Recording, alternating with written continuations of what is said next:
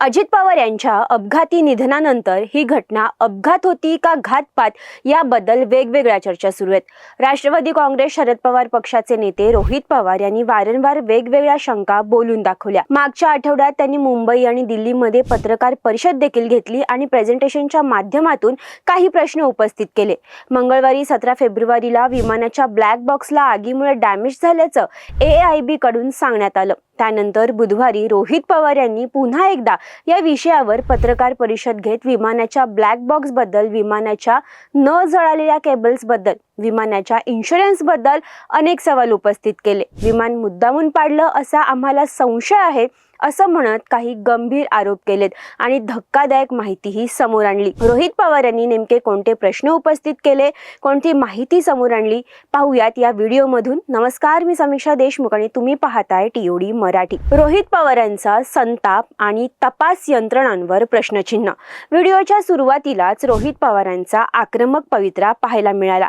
ते अतिशय संतप्त होऊन म्हणाले, कागद रंगवून चौकशी भडकवण्याचा प्रयत्न करू नका।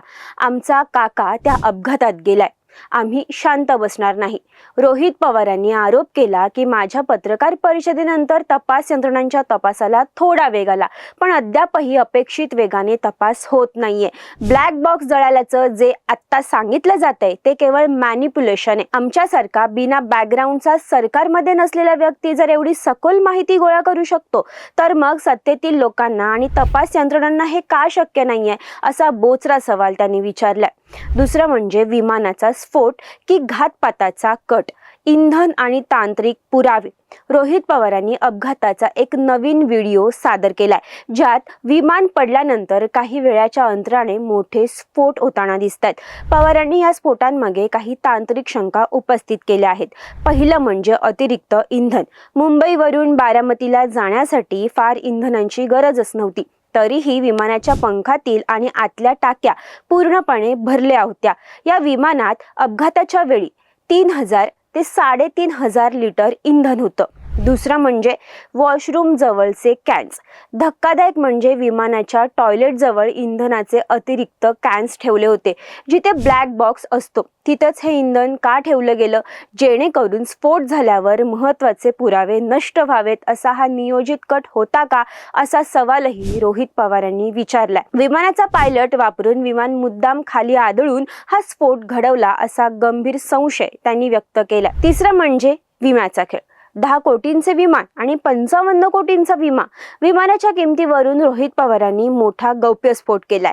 VSR कंपनीच्या ज्या विमानाचा अपघात झाला त्याची मूळ बाजारातील किंमत 35 कोटी असली तरी त्याची प्रत्यक्षातील अवस्था पाहता ते 10 ते 15 कोटी रुपयांच्या वर विकलं गेलंच नसतं। मात्र या 10 कोटींच्या विमानाचा विमा चक्क 55 कोटी रुपयांचा काढण्यात आला होता। विमानाची एकूण लायबिलिटी 210 कोटी रुपयांची होती। मुख्य पायलटला यातील किती रक्कम मिळणार होती? या अपघातामागे विम्याचा पैसा हे तर मुख्य कारण नाही ना, हे स्पष्ट व्हायला हवं। चौथं म्हणजे वैमानिकांची कुंडली आणि ब्लॅकमेलिंगचा संशय। रोहित पवारांनी मुख्य पायलट सुमित कपूर आणि त्यांच्या टीमची संपूर्ण पार्श्वभूमी समोर आणली आहे। पायलट सुमित कपूर हे आधी एका मोठ्या कंपनीत होते, पण 2दा अल्कोहोल टेस्ट पॉझिटिव्ह आल्यामुळे ते 3 ते 4 वर्ष निलंबनाखाली होते। 10 लाखांचा पगार घेणारा हा माणूस 5 वर्ष बेरोजगार होता। मग त्यांनी VSR मध्ये केवळ 3 लाखांवर नोकरी का पत्करली? ते तीव्र आर्थिक अडचणीत आणि डिप्रेशन मध्ये होते। त्याचा फायदा घेऊन कोणी त्यांना ब्लॅकमेल केलं का? इतर पायलट्स रोहित सिंग यांचे 2दा दारू पिल्यामुळे लायसन रद्द झाले होते। तसेच कॅप्टन कार्लोस हा व्हेनेझुएलाचा रहिवासी असून केवळ प्रवासी म्हणून भारतात आला होता, तरीही तो बेकायदेशीरपणे विमान चालवत होता। नियमानुसार हे अत्यंत चुकीचं आहे। पाचवं म्हणजे विजिबिलिटी आणि बारामती लँडिंगचा गूढ प्रकार। अपघाताच्या दिवशी बारामतीत लँडिंगसाठी आवश्यक 5000 विजिबिलिटी नव्हती, ती केवळ 3500च होती। मुंबईतून उड्डाण करतानाच हवामान खराब होते, तरीही परवानगी का देण्यात आली? पायलट कपूर यांनी विमान माघारी का फिरवलं नाही? त्यांनी मुद्दाम एक गिरकी घेऊन विमान खाली का आदळले? VSRचा हँडलर गोपी हा फ्लाईट प्लॅन मध्ये फेरफार करू शकतो त्याचीही चौकशी होणं गरजेचं आहे. रोहित सिंग टीडीपी कनेक्शन आणि राजस्थानमधील लग्न. रोहित पवारांनी थेट VSR मालकाचा मुलगा रोहित सिंग यांच्यावर निशाणा साधलाय. रोहित सिंगकडे 35 कोटींच्या 5 स्पोर्ट्स कार आहेत असेही ते म्हणाले.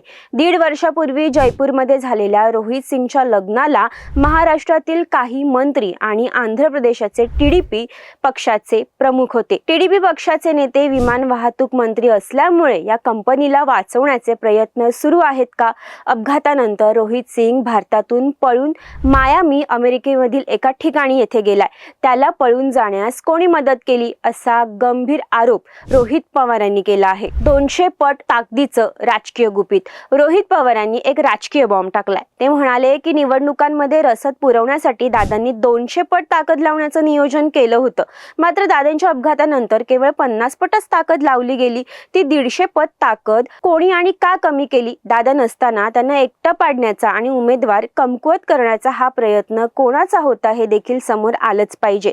अकाउंटेबल मॅनेजर गायब आणि पुरावे नष्ट करण्याचे प्रयत्न. आता जेव्हा अपघात झाला, अपघातानंतर कंपनीच्या वेबसाईटवरून तातडीनेच अकाउंटेबल मॅनेजरचं नाव का आठवण्यात आलं?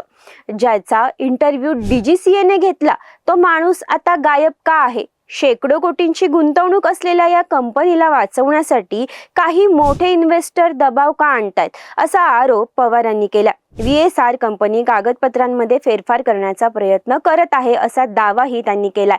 अजितदादांच्या या अपघाताचं सत्य शोधण्यासाठी रोहित पवारांनी उघडलेले हे रणकंडन आता कोणत्या वळणावर जातं हे पाहणं महत्त्वाचं ठरेल. तुम्हाला काय वाटतं? रोहित पवारांनी उपस्थित केलेले हे मुद्दे पाहता हा खरोखर अपघात होता की सत्तेच्या खेळातील एक भीषण घातपात? तुमच्या प्रतिक्रिया कमेंट्समध्ये नक्की कळवा. राजकारणातील अशाच सखोल विश्लेषणासाठी पाहत रहा TOD मराठी.